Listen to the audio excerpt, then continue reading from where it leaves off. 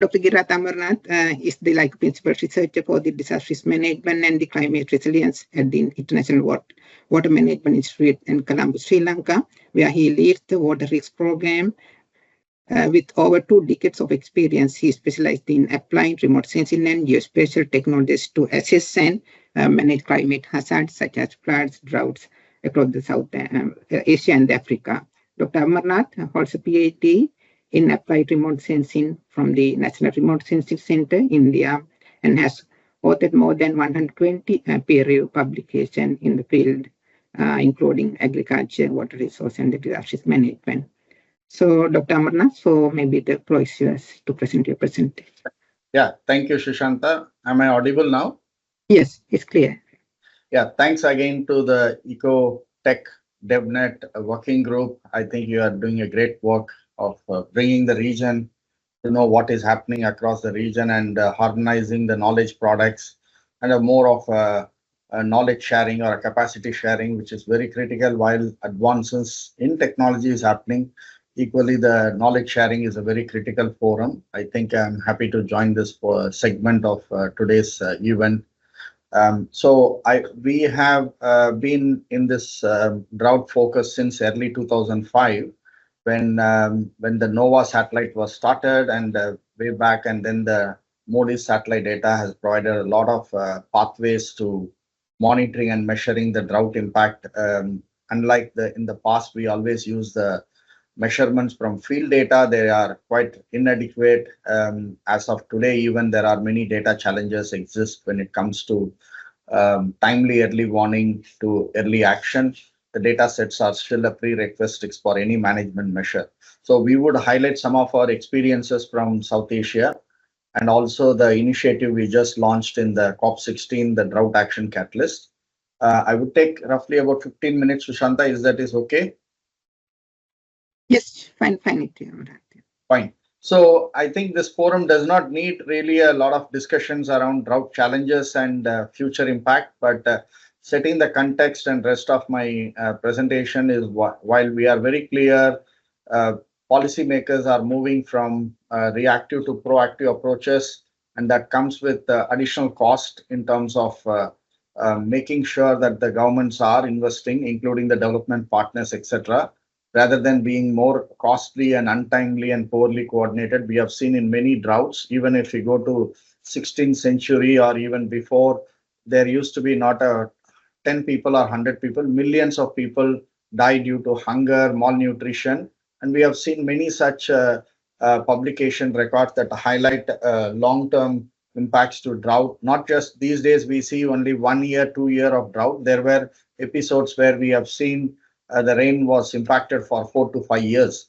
So somehow we are fortunate now, but there is no regret with the climate change, with more frequency and severity as well. So we would have a lot of setbacks when we start doing irrigation development and then the storage doesn't have sufficient water. What will happen to the whole value chain on those agriculture systems? So there is a lot more coordination that need to happen from top down as well as in the bottom up. And we do lack certain challenges of inconsistent methodology. Even the declaration of a drought is itself is a bottleneck in terms of timely action by the community organizations, civil societies, and by the local government itself, because it has a recurring fiscal deficit if they are declaring a drought, but then there is no alternative if there is no compensation by law. Relief and response need to be activated by the national and the provincial agencies. So there is a lot need to be done, and policymakers are convinced that we need to bring more upfront investment. I think the forum like this is bringing a lot of knowledge and tools, etc. But equally, there are higher investment institutions like International Financial Institution, GCF, Adaptation Fund, are looking more pipelines to work. Not just under the early warning for all initiative, but across a cross sector, because drought is one unique way. You need to look more cross-sectoral intervention rather than a silo intervention cannot bring a transformative adaptations in a region which is highly recurrently drought. So drought future, these are some global statistics, not from IWMI. There are different estimates that talks about number of people going to be affected by 700 million. In terms of children's, over 1 in 4 children will live in extreme water shortages. We have seen the work of WRI talks about extreme water stress regions in many parts of the world, including developing and developing countries as such. And we are also going to see by 2050, roughly about 50% of the population will live in water scarce region across the globally. And each year, roughly about 3.6. These are very quite significant numbers. And this is quite alarming as well when it comes to future tipping points beyond 1.5 degree threshold. How does this is going to all play an important role? That's need to be looked at.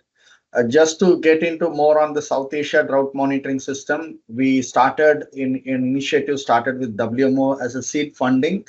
They do have regional program. This is one of the regional they supported under the integrated drought management program jointly with the Global Water Partnership. And later we expanded, outscaled, inscaled in different parts of the world. You will see some examples today. And what we have been cultivating is a collaborative network of partnership with the countries within the country, working with Met Department, disaster management, irrigation department, agrarian development. So you need to bring a diversity of institution to look at resilience measure. And of course, early warning system is a very prerequisite to manage the drought. That's where we set up the SADMS platform in early 2014 itself.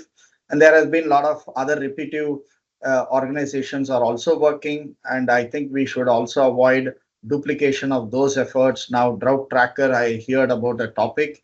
They should able to also inform that there is a operational tool available rather than duplicating to the donors so that it avoids investing resources on a similar topic. In fact, if we look at the integrated drought management pillar, the first pillar is monitoring and early warning, which is quite progressively achieved in the last 10 years. But other pillar 2 and pillar 3 are quite limited. That's where the catalyst is also coming from our part of the CGR program, which I will highlight some of the experiences. At the end of the day, we are talking about sustainable practices of water use efficiency, better storage, better diversification, not just at the crop system, but also human consumption, etc. So the water conservation is very, very critical. So we look at different sectoral aspect, cross-scale coordination, and also the knowledge products that we have been working on. Then we had a long journey. As I said, we built in 2005. We, in fact, launched early this year a dedicated India drought management system. And there are a few other examples which I would highlight from different parts of Asia, because this is not an Africa platform.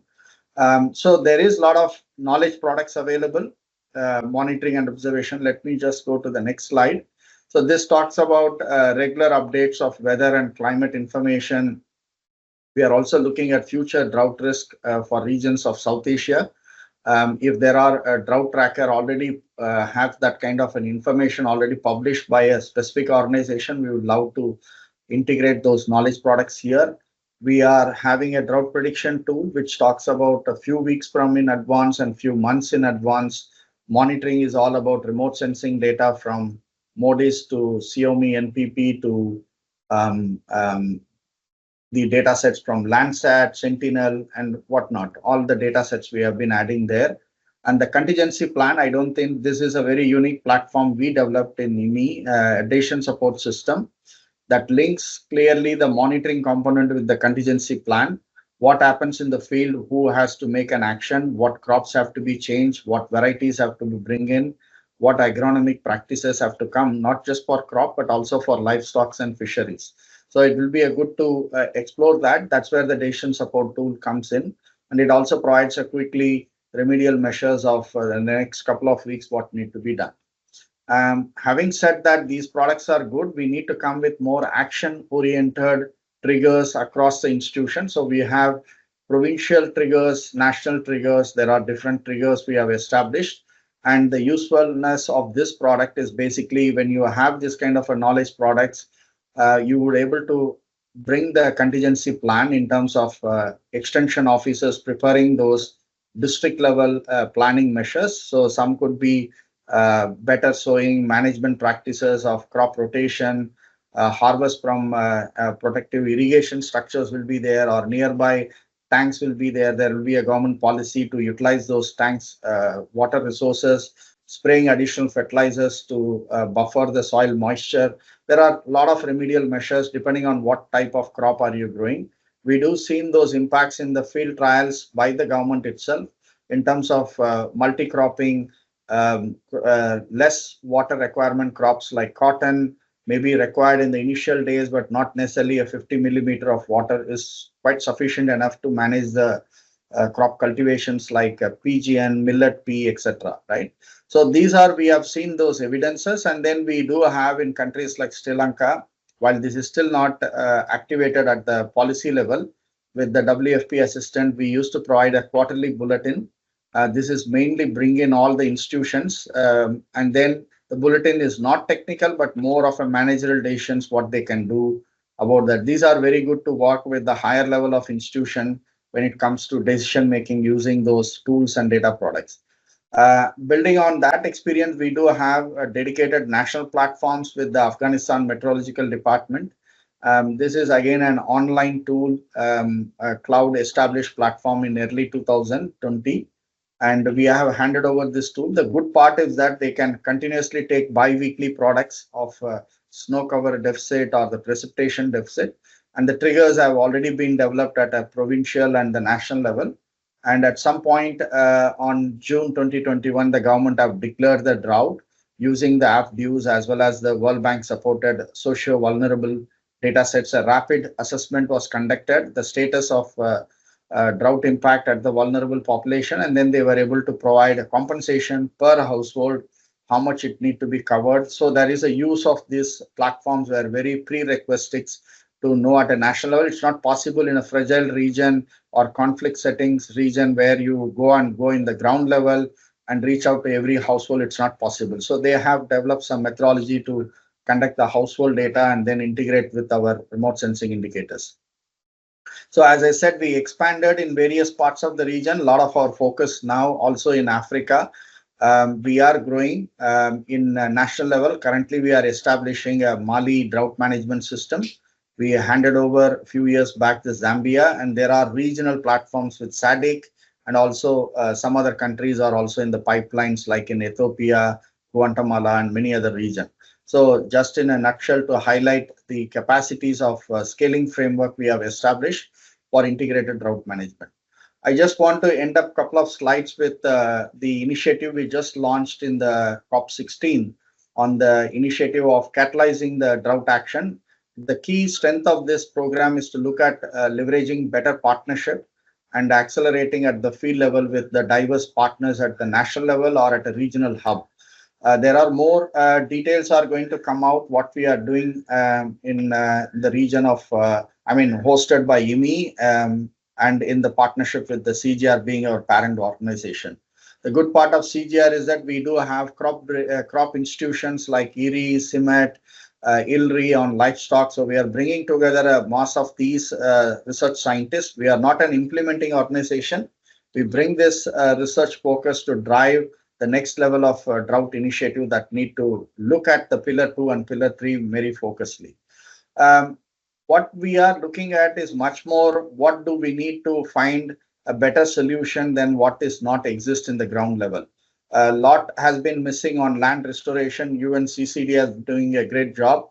There is a lot of nexus thinking has to come on water, forest or agroforestry, making more diversification of the cropping pattern, choices of crops that you need to choose in the coming years with water scarce region, and the cyclic aspects of de-risking those elements through insurance and other form of financial instruments, credits access. Even if you take today, a lot of communities still do not have access to credit. So there is a lot of issues around transferring those risks and providing timely compensation. Even there is a good season, they may not have a good credit access to that. So when you have good season, you produce better crop. In a drought year, you don't need to cultivate anything, provide certain form of compensation rather than planning and then failures of crop and the loans they are taking. And then there is a lot of suicide and other lot of malnutrition aspects are expected among the least vulnerable regions when I speak on that. So this is one of the picture I'm talking about of launching that in the UNCCD forum. I don't know, Sushant is also here. He was also appearing for this event when we were launching that in Riyadh. Just what we are doing is solution across sectors. We are trying to bring together a set of what we call is a accelerator program, knowledge sharing. It is also good to bring in EOTEC partners here. We would be happy to discuss with you. You have any interest to work with us. Partnership is a lot of efforts are already going on, signing some partnership agreement with global and regional partners, and really a space for next generation of groups to look at modern technologies and tool. Like for example, we are now building a AI-based drought mitigation, what we call AI agent tool, which is bringing on the experience from South Asia and elsewhere. Hopefully in 2 months that prototype will be launched. We'll be happy to share that to the forum here. So in terms of the Catalyst tool itself, we're looking at identifying those existing policies, how we can take it into a tailored actions in the ground. A lot of interpretation is still lacking in terms of integrated or the convergence of policies from different sector, co-designing and the locally led adaptation solutions. The lot of our work will focus on drought governance and planning and the knowledge sharing, as I said on. In terms of country template, how it looks like, we are specifically designing some accelerating program, a partnership policy implementation, specifically designing to that local adaptation, governance systems, how it can really operationalize from the best practices we can get from whether any part of the region and how it can be scalable to other countries, so and so. So the templates would add different ingredients depending on the region of interest, but these are some elements we are trying to build here. So you know very well on the integrated drought management program, we are adapting that within our framework. But then what we want to do in the pillar 2 is specifically, look at sector specific impact. Like we have published a synthesis report on drought vulnerability in Jordan, the profile of vulnerable sectors, risk mapping, comprehensive risk management is not just about hazard specific, but more on sectoral risk mapping, and also develop the drought, the profile itself, not just, but also the action plan. There is an error in the text here. In terms of pillar 3 is basically proactive drought plan, developing climate smart innovation, water. How does the future systems would look like with changing in climate? So we will have more water systems resilience program, and the anticipatory action. We have a dedicated program on Aware platform as such.